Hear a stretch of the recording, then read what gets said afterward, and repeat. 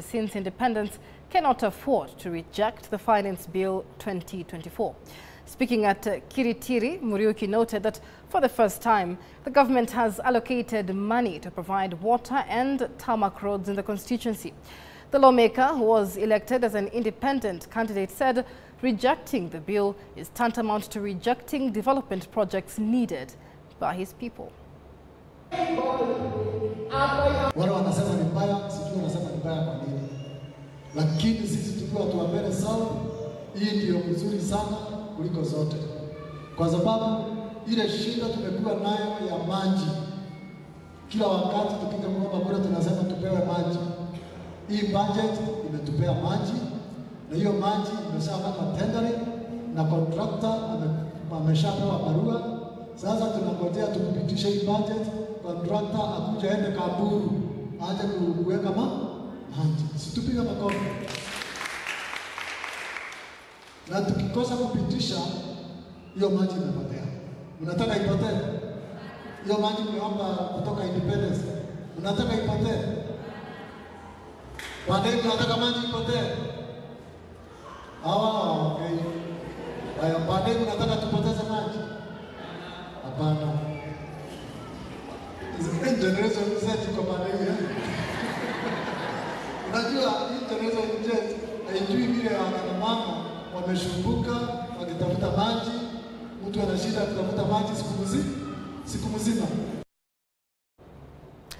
The Privatization Authority has reviewed its strategic plan 2023-2028 to enable it to achieve its mandate of, among others, implementing the privatization program, advising the government on privatization matters, and facilitating the implementation of government policies.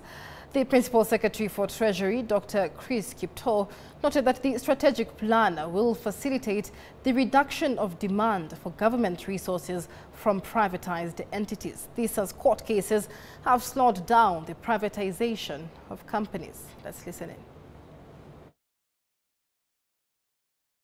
The impact of privatization extends beyond financial contributions, as some of the earlier speakers have indicated.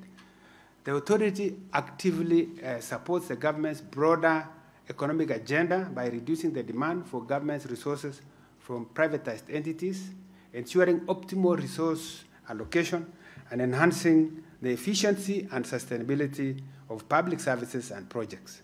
The synergy between privatization and the better framework underscores our collaborative efforts towards inclusive and sustainable economic growth. So today, we proudly launched the Privatization Authority's strategic plan for the period 2023 to 2028, which focuses on seamless implementation and strategic partnership, as you have been taken through.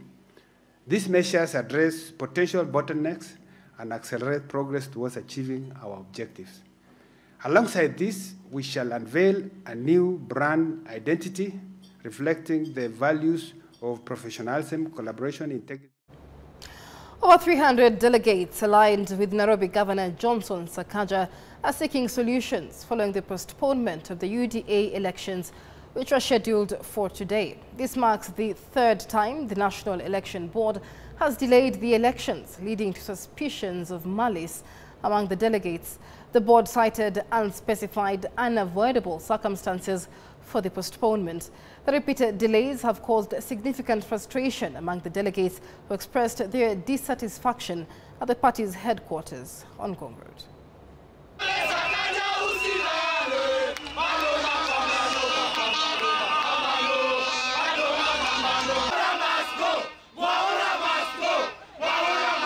Mimi ni chairperson wa Roysambu ambaye alichaguliwa na delegates wa Roysambu. Tumeambiwa ati election ni kesho. Saa hii tunakaa chini hivi, tunaanza kuona ati election imesimamishwa. Tunataka kuambia Mwaura kitu moja, chairman wa UDA, sisi wa mama wa Nairobi tumechoka na umetuchosha. Tumekasirika sana kwa sababu hii ni mara ya pili kusimamishiwa election yetu. Yes.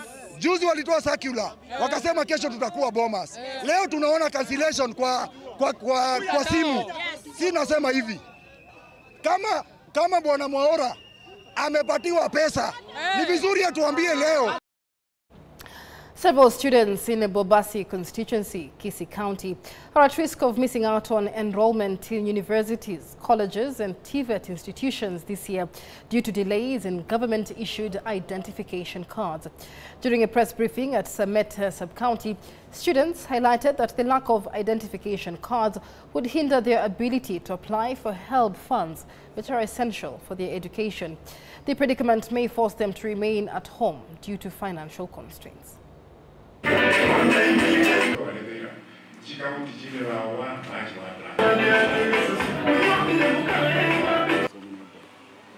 before we go,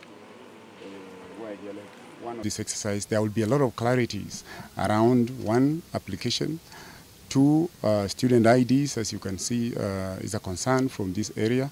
So by the end, then this confusion is all around there. You might realize that the student-centered funding model was introduced last year. So because of that, there are concerns. The ID is the problem we have right now. I tried to apply, but somehow the ID was the problem, the major problem. I went on January and applied for the ID, but probably from January to now, not yet the. The government, in collaboration with learning institutions and other stakeholders, is putting more emphasis on creative arts in a bid to bridge the gap between academicians and those who have different gifts in a bid to create more self-employment for talented youth. Speaking during the launch of Cape Media Talent Academy and the signing of an MOU at Mount Kenya University, Nelly Muluk, the chief manager of the Kenya Films Classification Board, said the program was key to addressing the mismatch of talents and skills that has been a hindrance for young people pursuing careers in the creative economy. To the governments or the bottom-up fifth pillar, that is the digital superhighway and the creative economy and the Talanta Hela initiative of the ministry, because that too actually talk about the idea of identification, nurturing and monetizing of talents. Remember, not everybody can actually fit in the white-collar job, and at the same time, not everybody is creative. So these things complement each other. It's good that we are beginning with the youth.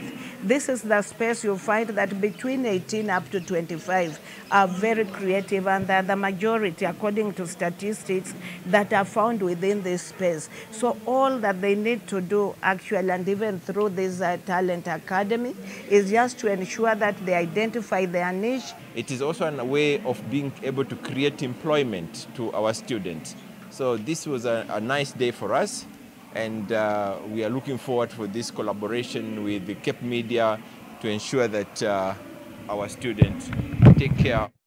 Well, that's all we had prepared for you on K24 Newscast this afternoon. For more information, do log on to our website on www.k24tv.co.ke. Clement Muli has been the sign language interpreter. My name is Michelle Ngele Odhiambo.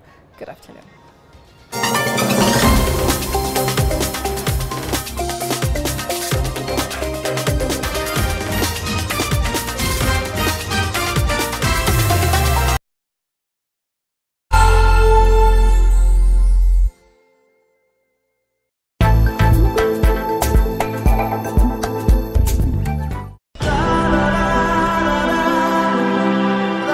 Step into a world of emotions, relationships. Kumbe mama, ulikuwa unafikiria kuolewa tena? Yaani unijaleta kidogo, wewe ni mbaya. Dilemmas and complexities of life. Mwanamke hamhitaji mwanaume ili aweze kuwa na furaha. Love. Vedika,